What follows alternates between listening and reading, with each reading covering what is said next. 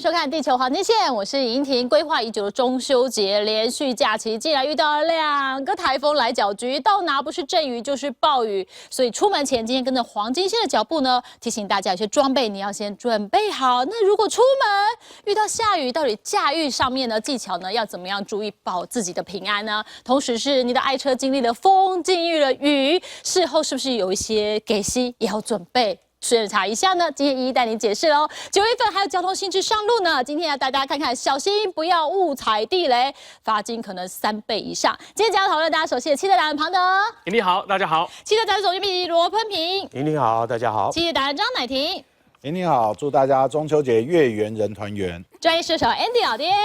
你好，大家好，中秋节快乐！好，月圆人团圆的前提就是开车出门一定要平平安安，对不对？庞德哥 ，come on，come on！所以出门之前啊，有一些细节我们一定要检查一下，皮带啊、电瓶这些哦，绝对都不能绕高，对不对？对，那当然我们看到这个常出门的时候都会提醒说呢，冷却系统就要特别注意啊。但是我们知道中秋节已经是暑假的末期了哈，是气温没有那么高。冷却系统相对啊没有盛夏的时候压力那么大，但是呢还有几个事情呢还是要特别注意的哈，比如说第一个皮带好了。好，皮带大家只会注意到，哎呀，会不会啾出声音很讨厌呐？其实啾哦，表示它没断啊。哦，是至少没断。对，最怕那一种无声无息的那一种危机，对不对？有些皮带其实没有出声音，但是呢，它可能年纪已经到了一个程度，比如说跑了6万、8万还没有更换，我们可以看一下哈。现在这皮带一般都是这一种多轨式的，多轨式不是像以前传统那种 V 型的，是多轨的。多轨之后呢，它的所谓的张力的调整是一个自动调整的，所以不会让以前的车那种 V 型的哈。你大概跑个5000、1万，有啾，你就会找师傅调一下张力啊，调紧之后没声音之后呢，师傅还顺便检查一下皮带好不好啊。现在像这种多轨式之后呢，因为自动调整，对，无声无息，即使你用的快断了，它还没有出声音呐。哇，那我怎么知道它有没有问题呀？对呀，那这个皮带说实在，如果说你在半路中一断的话，哈，就看车种啦。对，有些车子呢，整个系统只有1条皮带，这皮带一断，哇。发电机没啊，动力方向盘没啊，水帮补没啊，完了，冷气压缩机没啊，全挂掉。所以你看断了还得了？贵州还料。对，那当然不是所有的车都是一断全断的，但起码影响好几个嘛哈。所以基本上我们看一下哈，如果说你是这种多轨式的皮带，像这其中有一个你看这好几轨里面有一轨已经有一个裂痕了，断掉了呢。对，如果说你是看是，这有一个哈，如果说这个裂痕你发现呢？整条皮带布满了很多细细的裂痕的话呢，表示这个皮带啊差不多了，还是把它换了吧。搞不定你就是我说的那一种一断全挂那种车种哈，皮带一定要把它更换掉。好，再来我们看一下电瓶好不好？我们这边看一下。对，因为我刚才强调说，有没有电也很重要。对，因为现在气温相对没有夏天的时候这么的热哈。我们知道这个电瓶这个东西呢，对温度是很敏感的。温度越低的时候呢，电瓶的效能越不好。对，今天这部车是我们乃哥的车嘛？是，我们来稍微实地检查一下。我把它全拆了，好不好？对。那出门之前呢，我们最怕电瓶没电，因为电瓶没电的时候，第2天起床没还很扫兴嘛，对不对？好，那你看哦，现在这个乃哥这个车是一个很好的一个例子，怎么讲呢？一般的台湾的这一个电机行会有一个不成文的一个习惯，就是电瓶换上去的时候呢，会拿立可白啊，在上面写上换上去的一个年月日。像这里我们看，这就写啦，103。这多少？0730嘛。103年7月30号。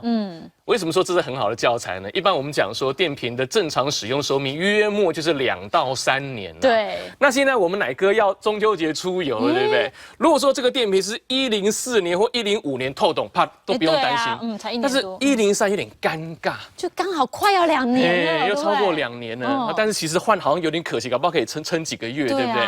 这个时候呢，我们就再看另外一个地方了哈，这个电量指示器嘛，其实上面有写的很清楚哈。一般来讲说，良好状态大概是蓝色或者是绿色。对，好，如果说呢蓝色、绿色都没起啊，不见了，表示是电瓶就不行了。对，那这个你们角度可能看不到，帮大家看一下哈。这看进去呢是有浅的蓝色，浅的蓝色。对，所以我们乃哥如果说都去一些人口稠密的地方，可能不用担心啦。去一些比较荒郊野地哈，前不着村后不着店的，我建议乃哥呢还是把电瓶给换了吧。为什么呢？因为我今天也带来一个这个很特殊的电瓶，大家可以参考一下哈。就是说呢，我们知道比较新款的车子呢，所谓的这个电瓶之外，都有一个电源管理系统。好，比如说我们引擎就想到说什么时候可能会电瓶用掉，可能停车之后怎么样？灯没关，对，然后就一直浪费电啊。对，小灯没关或室内灯没关，然后门一锁就走了嘛。对，然后整晚就耗电，第二天就没电了。一般都遇到这个情形。就找人来接电嘛。对呀，那比较新款的车就是说它有电源控制系统，就是它虽然说呢它电还是持续供电，但是呢当系统侦测到说车主锁门之后，但是却有一些非必要性的电源，比如说室内灯啊。对。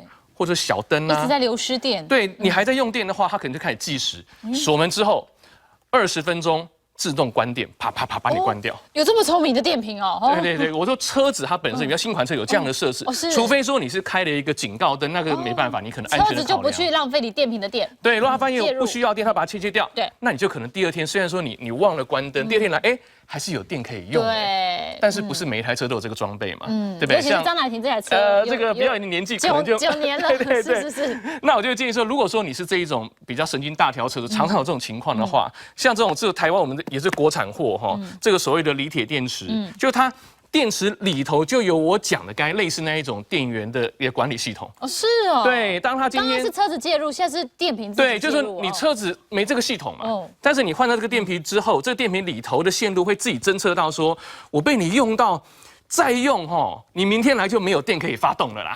好，它自己会测嘛。比如说以这一款，它上面就写说电压低于10V 左右，保护板会自行断电。那当然10V 是不是表示说呢，一定可以发动？但我想每个车厂有它一个不同的一个设定。对。但是它重点就是说，当它感觉说我再让你用明天真的没有电好发动了啦，它这边会自动就断电。就把你切掉。对，就切掉。那你第二天来的时候呢？它还剩最后一口电可以让你发动，所以现在有一些新的科技也可以补足这些不足啦。所以如果说神经大条人，不妨可以考虑这种东西。对，好，所以出门前呢，你很容易漏掉皮带、电瓶，一定要检查一下。还有一个很重要，我们都说出门要平安回家嘛，刹车很重要。老爹，出门前刹车我们要注意哪些细节？怎么检查嘞？我们可以先看一下，先看这里哈。对，没错，这个我觉得车子是这样，车子呢，我们引擎盖打开，我们会觉得说，引擎很重要。对，在里面我们也要什么五油三水，机油一定要有。然后，可是我告诉你，其实车子开不动。你引擎坏了，顶多是什么？就是车子不会动嘛。就是掉卡。对，然后是很重要嘛，但很重要。可是问题是更重要的是什么？刹车。刹车是你在动的时候没有刹车，那你是刹不住怎么办？对，所以刹车系统绝对比引擎还要来的这个重要太多第一个我们要看的就是说这个像这个部分一般的刹车油都会比较在接近前挡风玻璃的这个位置，不会在前面。前面的这边的五油三水就是像是水箱了，主水箱、副水箱。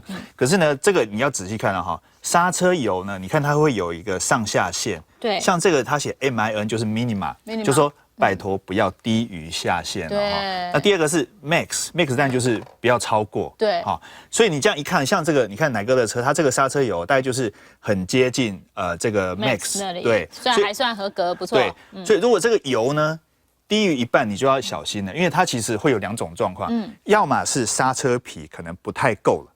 好，所以它间隙变大。第二个就是你的刹车油里面的水分过多，好，所以这个部分要特别小心。要检查。对，那我们来看一下这个刹车油的部分呢，其实很重要这个是呢，我们稍微来解释一下一般我们通常会讲说，刹车油，比如说我们在看 DOT 多少，这个 D 呢就是 Department of Transportation， 就是美国的一个交通部他们所制定的一个全世界共用的一个单位。好，那我们通常会有 DOT 3、4、5，那最近还有一个5.1。那3跟4跟5代表什么呢？3代表它的沸点是205度。像这瓶是4，它比较高级，就是大概沸点是230度，再高一点。对，那如果5的话呢，就是260度。是。好，那5.1也是差不多。可是呢，拜托你不是说那好啊，那这一瓶像这一瓶有几百块，那我一次买到5，不行哦。不行我们一般市售车大部分是用3或4。好，像进口车可能会尽量是用到4，一般的国产车可能会用到3，因为成本比较便宜。可是那我直接买5啊，拍谁因为5跟3、4是不能共用的。不能共用的。对，因为5的它是比较是竞技用，所以它的腐蚀性比较高。那腐蚀性比较高，意思就是说，好。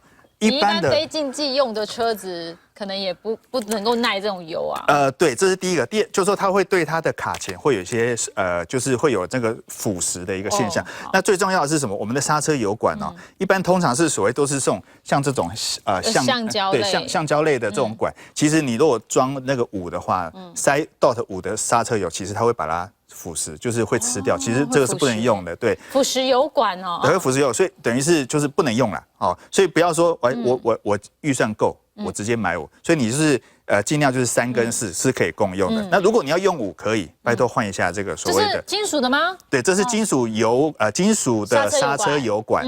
这个但有几个好处，因为其实像这一套其实不贵，才几千2、3千块。那通常我也会建议，就是国产车，你就算是没有要去什么比赛下赛道，其实也可以改一下。好，那这个比如说有时候你看上阳明山。阳明山下来，你看，我们偶尔会听到说，连续的下坡对你的刹车就会有，就是会有一些损害啊。对，而且刹车会不够力，通常跟油有绝对关系。好，那这边我再稍微跟大家提醒一下哈，这我刚刚临时做一个表啦。这个几 % 是什么意思？好，这个是怎么样？就是说我刚刚讲 DOT3，它的沸点是205度。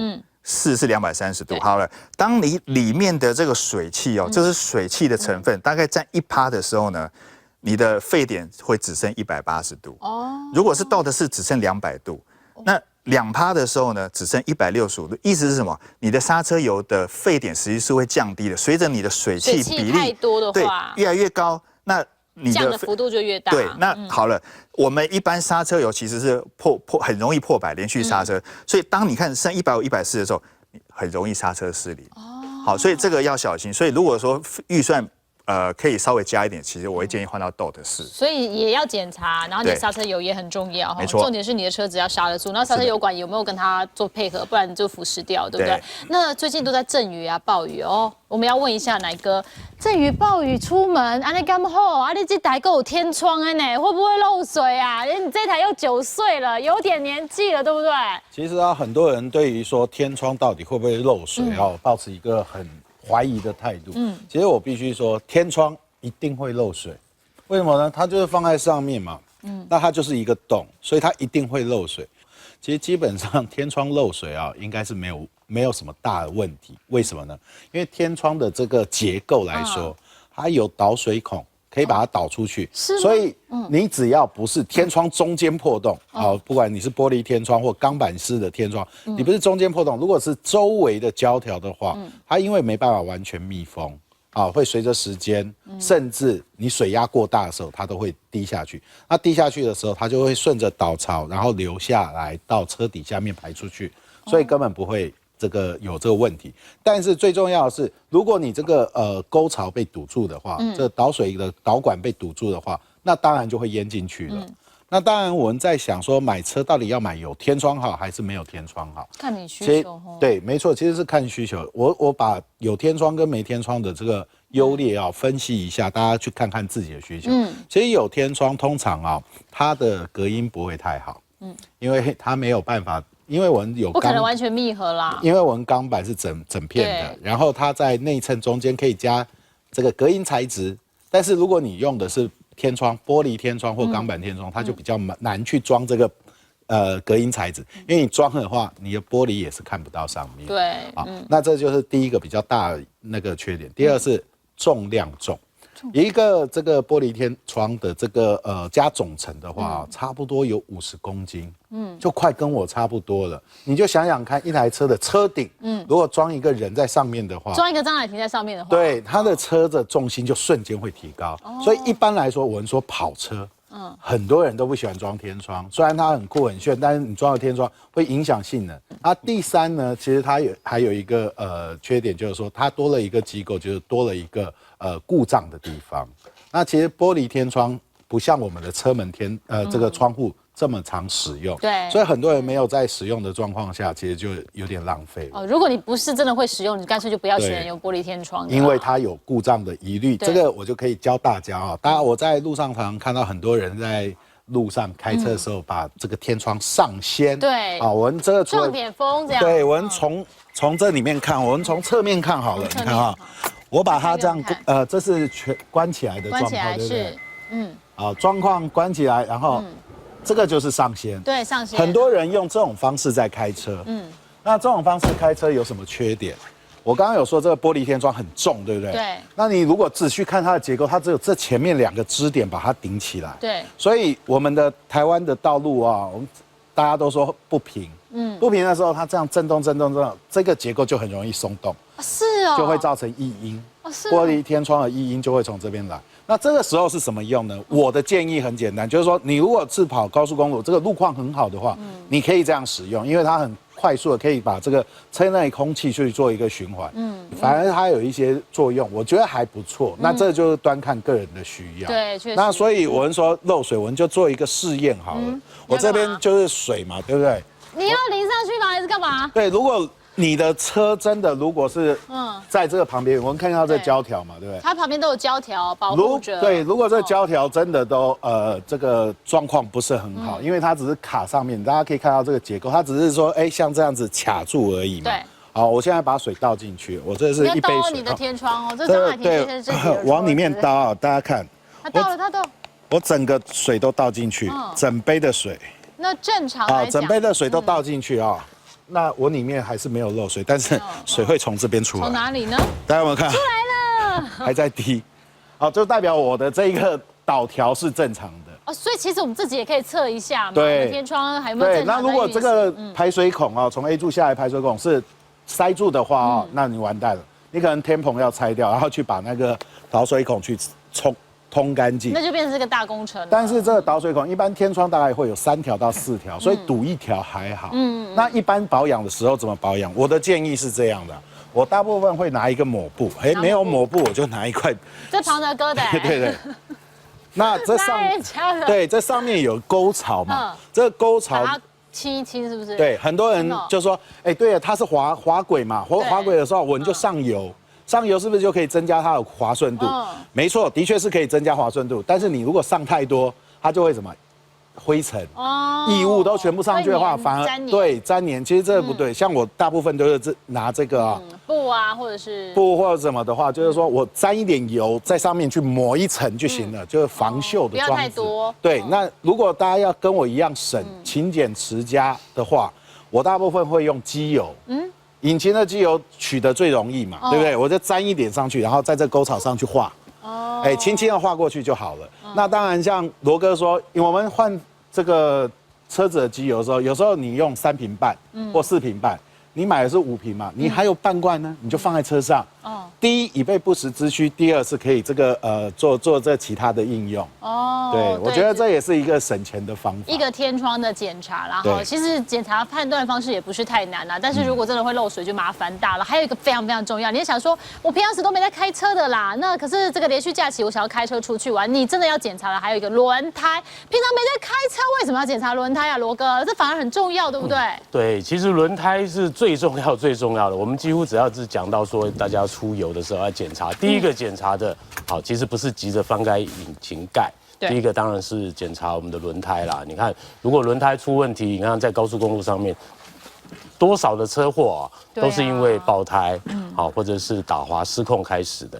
那我们刚才讲，为什么说轮胎有的车子像乃哥的车子9年了，对不对？对，开多少公里？8万公里，9年才开8万公里，那算是里程很少嘛。他专门接送他们家的小接送小孩用的，对。但是甚至于有更多的人，像最近那个有朋友买了一台新车5年了对不对？开1万多公里，那轮胎很容易变形。对，所以像这样的情况的话，你又是长期停着，你那轮胎可能就变形了。对。那尤其是5年以上的轮胎，它开始橡胶会老化。所以像乃哥的车，我刚刚偷偷检查过了一下，他有换呐。他的车子是07年的，但是它轮胎是13年生产的。我们在轮胎上面其实不一样，跟自己开的无所谓。对，所以自己身家性命还是有在照顾啊。可是有一个麻烦这差不多也要换，也该换了。我看那个胎纹也差不了多少，差不多了。所以这个轮胎这是一个最重要的东西，就是你如果太久的话，它橡胶开始硬化，对抓地力可能会变成差了一点。再来它可能变形。对，再来它可能会开始产生裂纹，你不知道。对，所以这些问题是很重要。那像我们刚刚看影片，在高速公路万一爆胎了怎么办？对，我们现在很多的新型车都有动态车辆真正动态稳定系统，对不对？但是其实我一直在呼吁哦，真正最需要装的是大型卡车，要有这样的系统。可是呢，老板们呢都为了省钱都不肯买，都不肯加装那类的系统。好，尤其是大型的车辆重量那么重，尤其你看游览车，多恐怖啊！对啊，旁边的车被压到怎么得了？对，那司机已经是技术老练的喽，但是你在这么大的重量惯性力之下。你左转右转，左转右转，哇，那个车子非常容易失控。对，那所以我们不断的在节目中这个耳提面命，希望说大家一定要检查轮胎。那我们政府也就是变成已经规定了要加装这个 TPMS 胎压侦测器。对，但是在公路上面，真的大卡车肇事率实在是太高了。我们呼吁政府趁这个机会啦，请那些小发财车。货车、大卡车、联结车、巴士等等，更应该要有这些的系统，对，胎压的侦测，还有他们每个人是不是上路之前都一定要认真的去检查，这应该要做成一套 SOP。对，而且尤其是开长途的了，不管你的车大车小，自己的爱车，我们刚刚告诉大家有些细节要检查。那休息一下回来，我们要告诉大家，其实你如果出门要开长途的话，你可以带一些随身的装备保平安吗？马上回来。